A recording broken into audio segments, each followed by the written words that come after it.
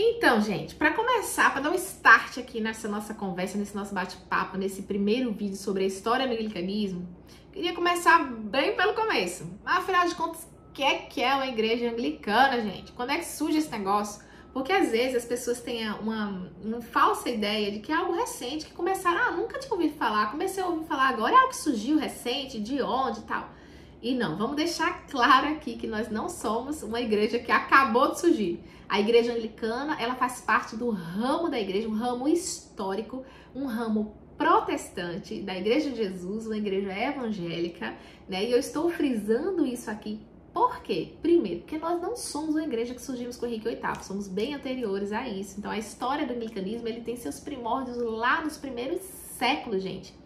E não só isso, estou deixando claro também para que você compreenda que nós não estamos vinculados à Igreja Católica Romana. Nós respeitamos os nossos irmãos católicos romanos, mas nós não somos católicos romanos, né? A gente crê na palavra católico, de catolicidade, porque a palavra católica significa universal, e nós cremos numa igreja universal, a Igreja de Jesus. Então, nós somos católicos no sentido de ser universal, mas nós não temos nenhum vínculo com a Igreja Católica Romana.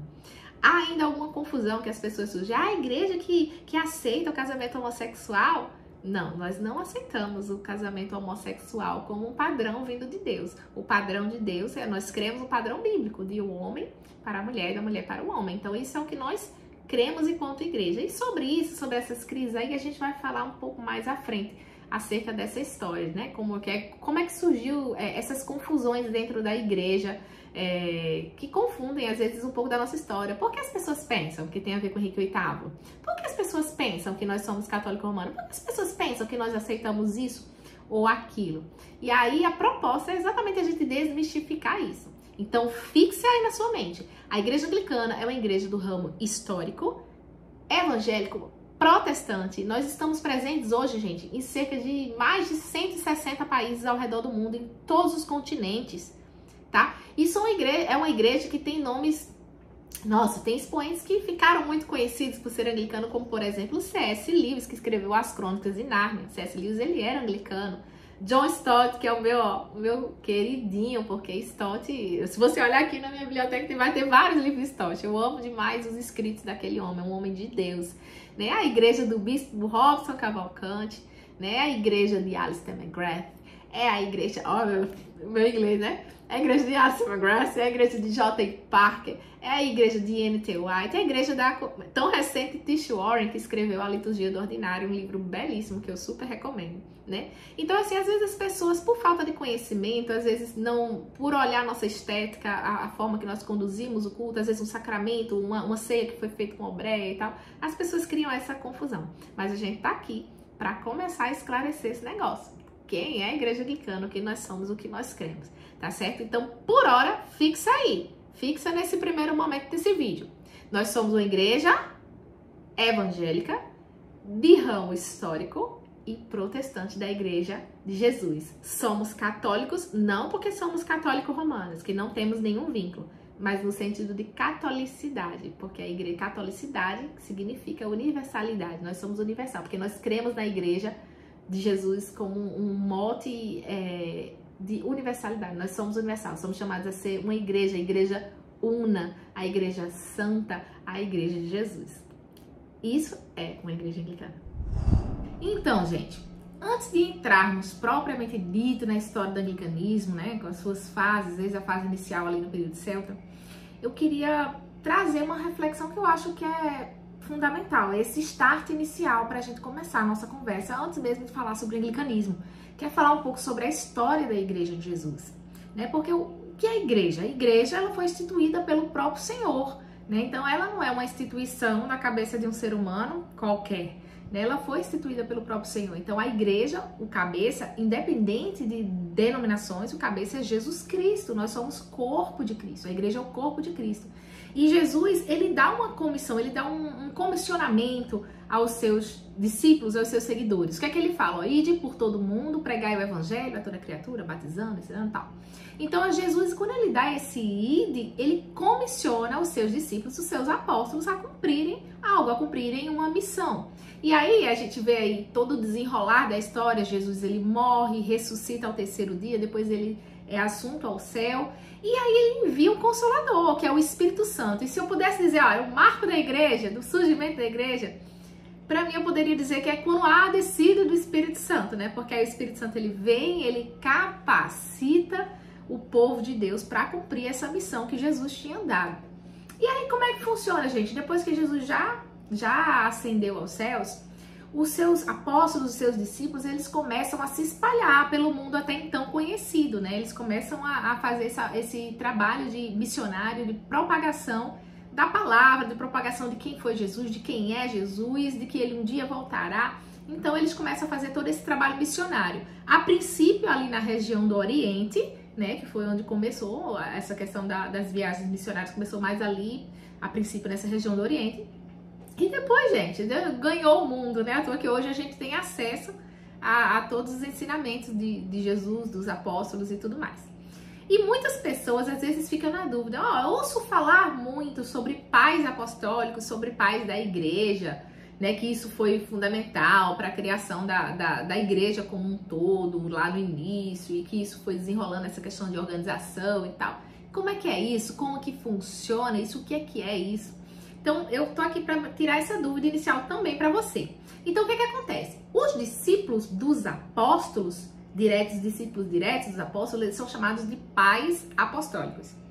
E os discípulos desses pais apostólicos são o que a gente chama de pais da igreja, entende? Então, vamos lá. Os discípulos dos apóstolos são os pais apostólicos, os discípulos desses pais apostólicos são os que a gente chama de pais da igreja, que lá nos seus primórdios, lá no início, eles se reuniam em concílios, em colegiado de bispos, eles, enfim, foram eles que trataram sobre a questão do credo, o fechamento do cânon, do Novo Testamento, então, várias coisas. Então, eu acho fundamental a gente estabelecer esse ponto, esse marco inicial para a nossa conversa, para que a gente possa compreender que antes de surgir uma igreja anglicana, existe uma igreja que é santa, que é una, que é a igreja de Jesus, que ela independe de bandeira denominacional, que é a igreja que vai para o céu, a igreja cujo cabeça é Cristo e os seus seguidores, o seu corpo, a sua formação é por todo aquele que confessa Jesus como Senhor e Salvador e vive uma vida com Ele. Então, acho que isso é um ponto, um marco inicial para a gente começar a conversar sobre qualquer outra coisa que vem depois disso,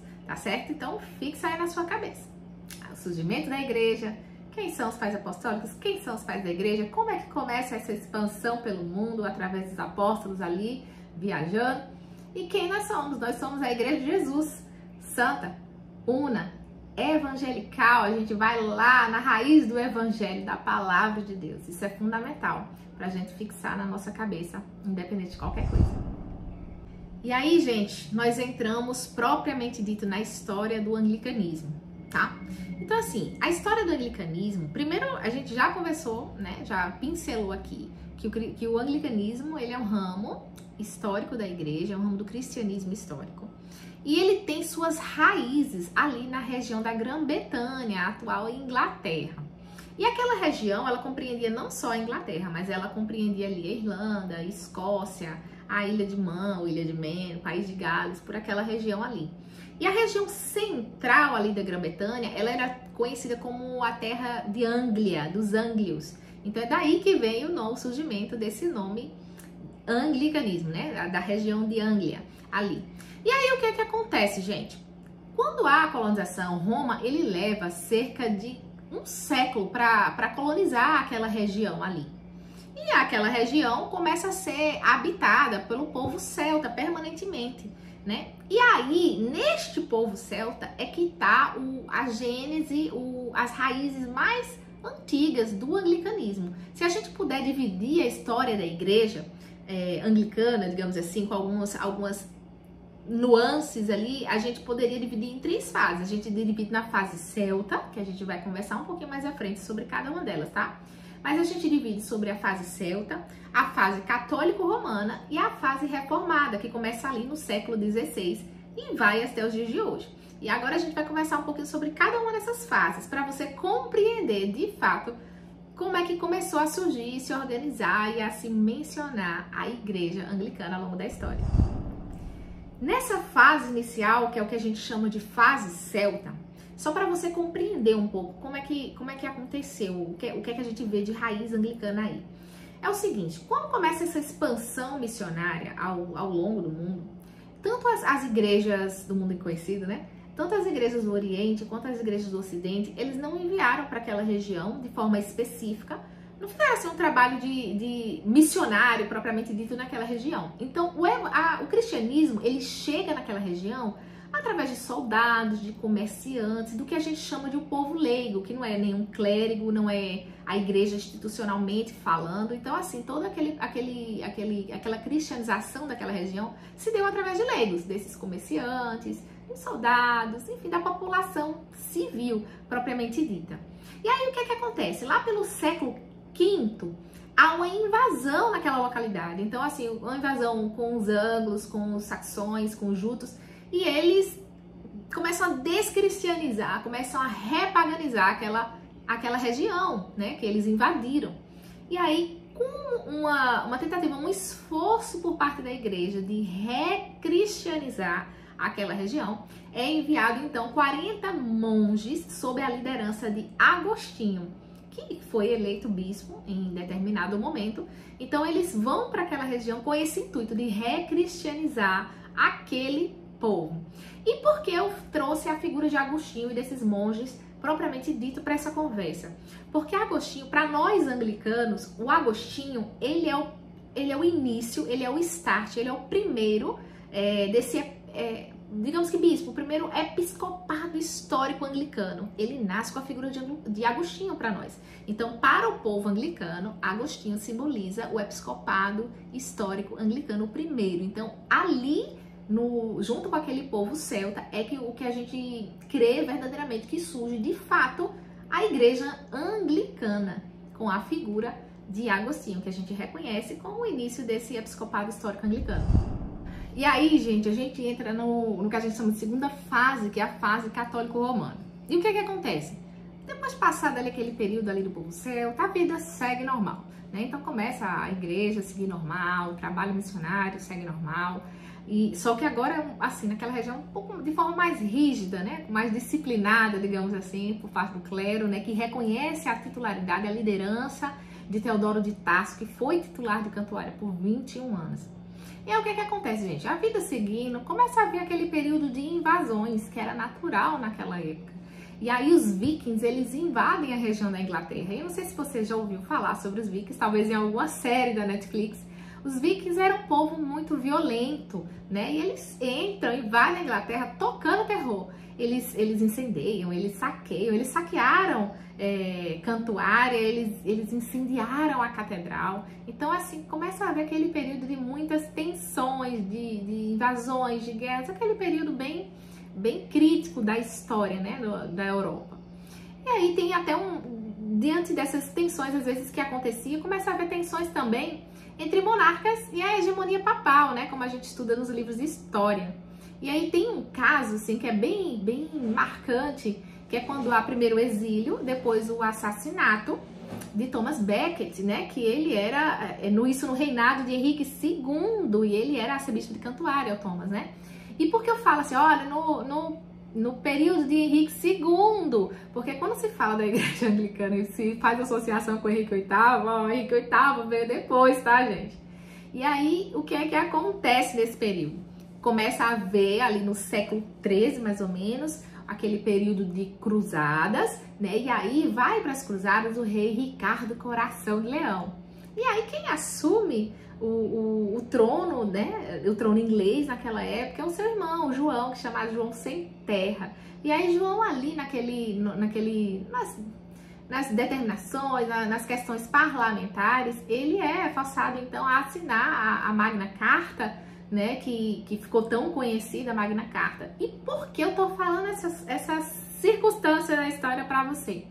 Porque nesta Magna Carta, que foi assinada, né, pelo João lá no século XIII, aparece a expressão Igreja Anglicana num documento oficial pela primeira vez. E por que eu tô falando? Para que você compreenda que já existia uma Igreja Anglicana. É uma cláusula, né, lá, isso em 1215, tá, gente? A gente tá falando no período anterior. E aí lá na cláusula diz assim, ó, a Igreja Anglicana será livre. Então, se há essa citação num documento oficial, é possível, é passível que você compreenda que já existia uma igreja anglicana. E aí, gente, vida segue mais uma vez. Nesse vídeo segue mais uma vez. A Inglaterra, ela se torna palco sempre de constantes conflitos, né? Monarquia, igreja, enfim, muitos conflitos. Até que começam a surgir mentes brilhantes, críticos a tudo que estava acontecendo de equivocado por parte da igreja, né?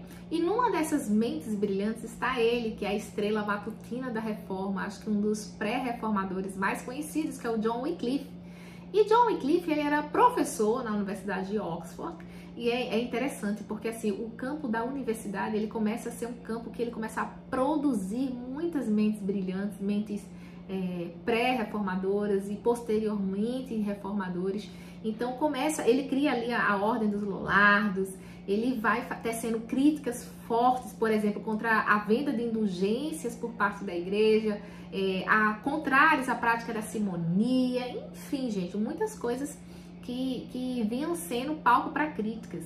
Não só o Wycliffe, tem outros pré-reformadores que foram muito importantes para dar terreno à próxima fase, que é a fase da reforma propriamente dita, que ela começa ali no século XVI e vai até os dias de hoje. Nós continuamos nessa fase reformada, que é o que a gente vai ver a seguir.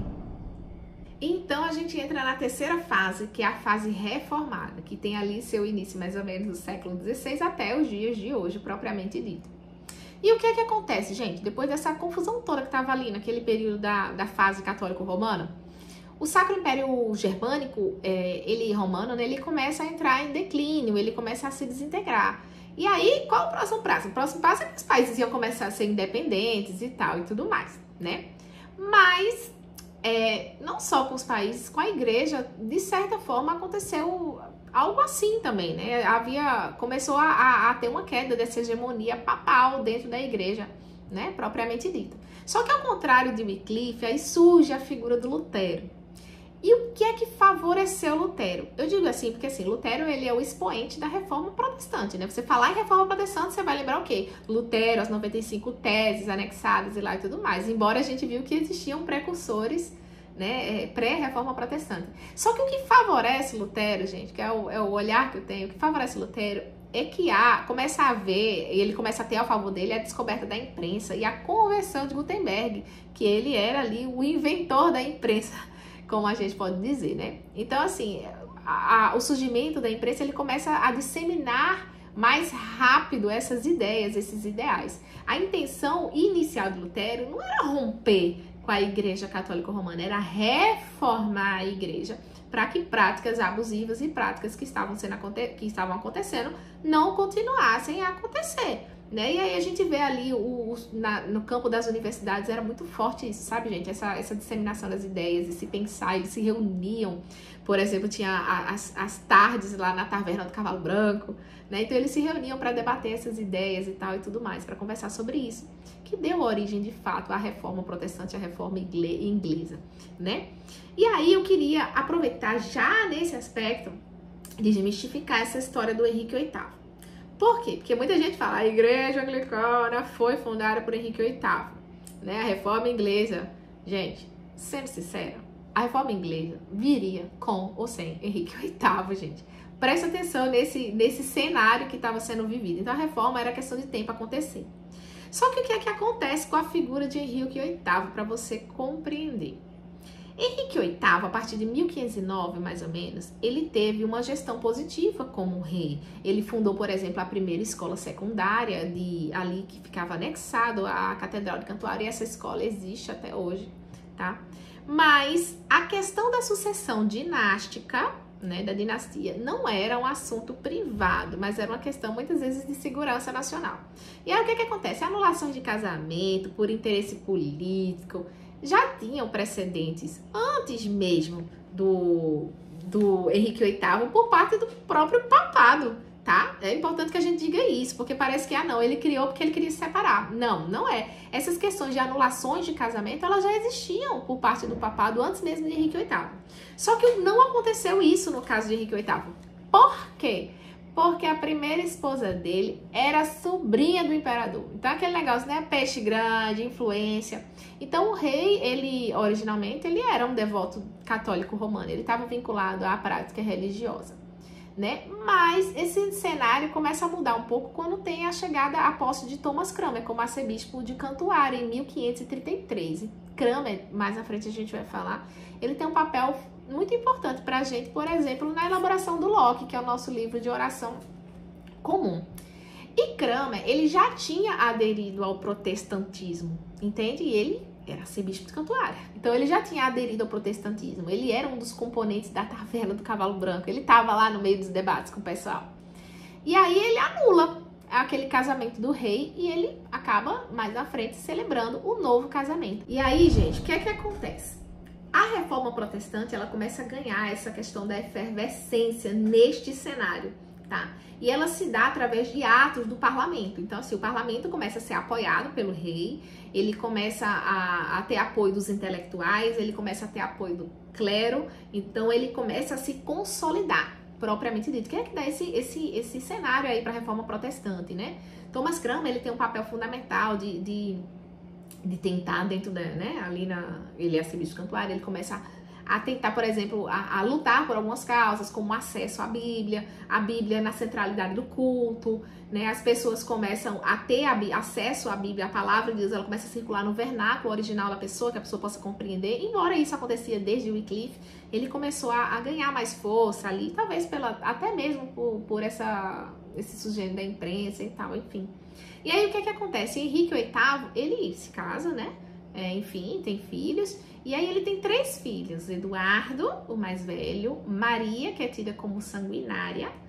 E Elizabeth. E aí, nessas 3 fases, a gente vê, assim, oscilações, assim, da igreja nesse período aí com os filhos do Henrique VIII. O primeiro deles é Eduardo. E aí, Eduardo, gente, quando ele assume o trono, né? Após enfim, falecimento de seu pai, Eduardo, quando ele assume o trono, ele é mais velho, ele ainda era menor de idade, então ele começa a ser assessorado ali por regentes e tal e tudo mais. E ali começa, por exemplo, no reinado de Eduardo, ali que se dá a aprovação do Locke, que é o livro de oração comum, que é esse livro aqui que a gente usa na igreja, né, muitas vezes, enfim, sobre padrões de alguns processos litúrgicos nossos, né, que foi compilado por Cranmer, né. Aí tem algumas mudanças, por exemplo, os altares de pedra, eles são substituídos por altares de madeira, o celibato clerical, ele é revogado, o povo começa a receber a ceia em 2 espécies, enfim, foi tirada a imagem dos altares, né, por causa da questão da idolatria. A Eucaristia, ela começa a ter um caráter, né, sacrificial, foi abolida a questão de oração por mortos, as vestes foram simplificadas, enfim, várias coisas aconteceram aí no reinado de Eduardo. Só que aí, pós-Eduardo, reina Maria. Maria, ela se reconcilia com Roma, com a igreja de Roma, e impõe de volta a religião católico-romana como a religião oficial, digamos assim. E ela é conhecida como Maria a Sanguinária, porque ela foi responsável, gente, pela execução de mais de 350 clérigos. A mulher era ruim, ela mandava matar os clérigos mesmo, ela mandou matar mais de 350 clérigos. Inclusive o Thomas Cranmer, que era arcebispo de Cantuária, foi Maria Sanguinária que mandou matar ele, e ele era um dos principais pensadores da reforma inglesa. E aí foi um período muito ruim na história da igreja da Inglaterra. E aí depois assume Elizabeth I, que é a irmã a irmã mais nova, a irmã caçula aí de Maria e de Eduardo, filha de Henrique VIII também. E aí o que acontece? Elizabeth dá um basta naquilo ali e ela rompe de novo com a igreja católica romana, rompe outra vez, edita uma nova versão do Locke, do livro de oração comum, como liturgia oficial, e ela reduz aí os 39 artigos da religião. Então, assim, é um ato, são muitas nuances que acontecem nesse período aí da fase reformada. E aí, com a morte de Elizabeth, assume o trono, o rei Jaime I, da Escócia, né? E ele autoriza a Bíblia, a tão famosa Bíblia King James, que é uma Bíblia tão conhecida por nós, né? Protestantes. E aí, é isso que acontece, né, gente? E aí a gente tá nessa fase da pós-reforma e muita coisa, muita água rola, né, gente? A gente não vai conseguir desenrolar toda a história da igreja da época da reforma até agora, porque muita água rolou. Mas esses são os aspectos principais que eu queria trazer para que você pudesse compreender esse surgimento da história da igreja anglicana. Então a gente vê aí, nessas fases, as nuances, o desdobramento do surgimento da igreja anglicana, que tem suas raízes ali no período celta ainda, né, com a figura de Agostinho, que é o primeiro bispo histórico anglicano, digamos assim. A gente tem aí o desdobramento na fase católica romana, quando começa a ter aquele acalorado debate entre igreja e Estado, surgem os pré-reformadores, é quando a gente vê a aparição da frase a igreja anglicana vai ser livre, isso já no documento lá da Carta Magna, até que a gente entra no período da reforma propriamente dito, que é quando se consolida, né, com a figura ali de Cranmer, que assume o arcebispado de Cantuária, e como é que se dá esse desdobramento de lutas de idas e vindas aí da igreja cristã como um todo, né, e da igreja reformada, por isso que nós somos uma igreja, que a gente diz que é uma igreja reformada, porque somos uma igreja evangélica reformada, e daí, gente, surgem várias e várias outras denominações. Pronto, compreendido isso, a gente tem que compreender agora como é que se dá esse processo de expansão do anglicanismo pelo mundo. E ele se dá através de um processo missionário, que começou ali no período da Reforma Protestante e continua até hoje, né? Nós estamos em constante expansão missionária. E aí, o que acontece? Através de capelanias, os anglicanos, os clérigos anglicanos, eles são enviados pelos 4 cantos do mundo e eles começam a solidificar, a fortalecer a igreja anglicana, a princípio de forma tímida, hoje é que está a forma mais sólida, né? Mas assim, começa a expandir a igreja anglicana. Eu gosto muito quando o bispo Hobson, ele falava assim, a igreja anglicana é uma igreja antiga e nova ao mesmo tempo, ela é velha e nova. Ela é velha, ela é antiga porque ela tem sua raiz ali nos primórdios da igreja histórica, através do povo celta ali, a figura de Agostinho e tal e tudo mais. Mas ela é nova porque, por exemplo, o termo comunhão anglicana, ele surge em 1850, porque internacionalmente ela começa a se solidificar bem tardiamente, bem após, muitos anos após esse período aí reformado que a gente vê. Então, a comunhão anglicana, ela visa trazer essa unidade entre a igreja anglicana ao redor do mundo. Nós temos orgulho em ser anglicano, né? Porque é uma igreja que realmente tem feito diferença ao redor do mundo e é uma igreja com uma história belíssima, uma história muito fiel à Bíblia Sagrada. E é isso. Hoje a gente vai ficar por aqui. Tem muito assunto ainda pra gente conversar, tá? A gente ainda vai entender como é que chegou a igreja anglicana no Brasil, aqui em Recife, e essa crise que às vezes as pessoas falam, o que foi que aconteceu? Vocês se desviaram? O que aconteceu? A gente vai conversar sobre tudo isso mais na frente. Mas por hoje já tem muito assunto, muito conteúdo e muita coisa para você fixar na sua mente. Que Deus abençoe você e até a próxima. Tchau, tchau!